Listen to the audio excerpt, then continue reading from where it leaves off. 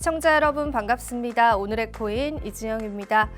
FTX 사태로 인해서 다들 마음에 심려가 많으실 텐데요. 오늘도 오늘의 코인에서 다양한 이슈들 함께 다뤄드리도록 하겠습니다. 우선 간밤의 뉴욕 증시는요, 일제히 하락 마감했습니다. 특히나 미국 중간 선거에 관한 불확실성이 대두가 되면서 투자 시장의 전반적인 분위기가 좋지 않은 모습이었고요. 보다 자세한 사항은 지표 보시면서 살펴보겠습니다. 뉴욕 3대 지수부터 살펴보시죠. 네, 다우존스가 1.95% 하락해서 32,500선에서 마감된 모습입니다. 나스닥 지수도 하락폭이 컸습니다. 2.48% 하락해서 10,000선을 겨우 지켜주고 있는 모습이고요. S&P 500 지수 역시도 2% 넘는 하락세 보여줬습니다. 역시나 2년물 국채 금리가 하락했음에도 불구하고요. 중간 선거에 관한 불확실성, 그리고 암호화폐 시장에 관한 악재가 투자 시장에 반영되면서 전반적인 흐름들 좋지 않게 흘러간 모습이었고요. 달러 인덱스는 소폭 상승했습니다. 골드 같은 경우에도 소폭 상승해서 1,700달러 선에서 거래를 마쳤습니다. 자, 이어서 우리 암호화폐 시세들도 살펴보셔야겠습니다. 좋은 상황은 아닐 텐데요. 우선 비트코인 시세부터 살펴보겠습니다. 네, 비트코인 현재는 16,000달러 선까지 떨어졌습니다. 간밤에는 15,000달러 선까지 떨어지기도 했었는데 살짝 회복해준 모습을 보여줬고요. 그리고 이더리움 시세 역시도 11,200달러 선 굉장히 큰 하락세를 겪은 모습이었습니다. 알트코인 시세들도 당연히 좋지 않았겠죠. 도지코인도 현재는 2% 상승하고 있지만은 하락세를 면치 못했고요. 그리고 역시나 솔라나 같은 경우, 리플 같은 경우에도 0.34달러에서 거래를 마쳤습니다. 전반적으로 알트코인들도 우르르 떨어지는 모습 보여주고 있고요. 현재 시점에서는 약간의 조정이 나오고 있는 모습입니다. 자, 이어서 오늘의 이슈도 하나하나 살펴보겠습니다. 오늘 제가 준비한 첫 번째 이슈들 살펴보겠습니다. 바이낸스, FTX 인수 철회 이유는? 네, 간밤에 바이낸스에서 FTX 인수를 철회하겠다라는 발표를 했습니다. 특히나 이렇게 또 트위터를 통해서 직접 기재를 한 건데요. 앞서서 블룸버그 통신 등의 외신들이 FTX가 이 자산과 부채에 60억 달러 이상의 차이를 발견했다. 라면서 바이낸스가 인수를 추진하지 않을 수 있다라는 의견을 내세우기도 했었는데요. 그러한 우려감들이 실제로 사실화됐고요. 이러한 사실화가 우리 시장에서 굉장히 큰 악재로 다가오기도 했습니다. 바이낸스가 이 공식적인 트위터를 통해서 FTX를 더 이상 인수하지 않겠다라고 이렇게 밝히게 된 건데요.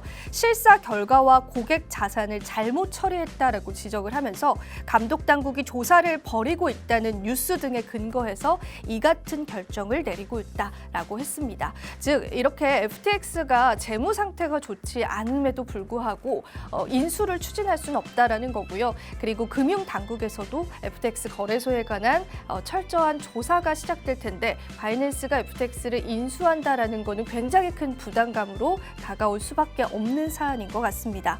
바이낸스는 시작할 때는 FTX 고객에게 유동성을 공급하는 게 가능할 줄 알았다. 그러나 우리가 관리하고 또 계속해서 이러한 사태를 이어나갈 수 있는 규모를 넘어섰다라고 했습니다. 이 말만 보더라도 FTX의 부채가 상당히 심각한 상태일 수 있다는 것을 우리가 예상해 볼 수 있을 것 같습니다. FTX 거래소 폐쇄에 관한 가능성들도 시장에서 대두가 되고 있습니다. 무엇보다 투자자들이 가장 우려감이 많으실 텐데요. 이러한 사태들이 하루빨리 해결되길 바라면서 오늘 첫 번째 이슈 맞춰보도록 하겠습니다. 이어서 두 번째 이슈로 넘어가 보겠습니다. 두 번째 이슈입니다. 암호화폐 폭락 속 스테이블 코인 의외의 성적. 네, FTX 사태로 암호화폐 시장이 폭락하는 사이에 이 대표적인 스테이블 코인인 테더의 시장 지배력이 사상 최고치에 근접했습니다. 테더 같은 경우에는 미국의 달러를 기준으로 한 스테이블 코인인데요. 많은 투자자들이 다른 암호화폐나 알트코인에 투자하기보다는 이렇게 달러를 기반으로 한 스테이블 코인인 테더에 투자하기를 원한다라는 것을 우리가 예추해 볼 수 있을 것 같습니다. 9일 현지 시간 블록위스에 따르면요. 현재 암호화폐 시장의 USDT의 유통량은 700억 달러로 이는 전체 디지털 자산 시가총액의 거의 9%로 사상 최고 최고치 9.5%에 육박했다라고 합니다. USDT는 지난 5월 달에도 알고리즘 스테이블 코인 테라 USD의 붕괴 이후에 이 점유율이 급등했지만 당시에도 이 4.5% 수준이었습니다. 그런데 지금 FTX 사태 이후에 이렇게 점유율이 무려 2배가량 뛰었다라는 거는 우리가 많은 점들을 좀 시사해 볼 수 있는 그런 요점이 될 것 같습니다. 하지만 이러한 소식이 이어진 이후에 크립토닷컴에서 USDT에 관한 인출 중단을 선언을 했습니다.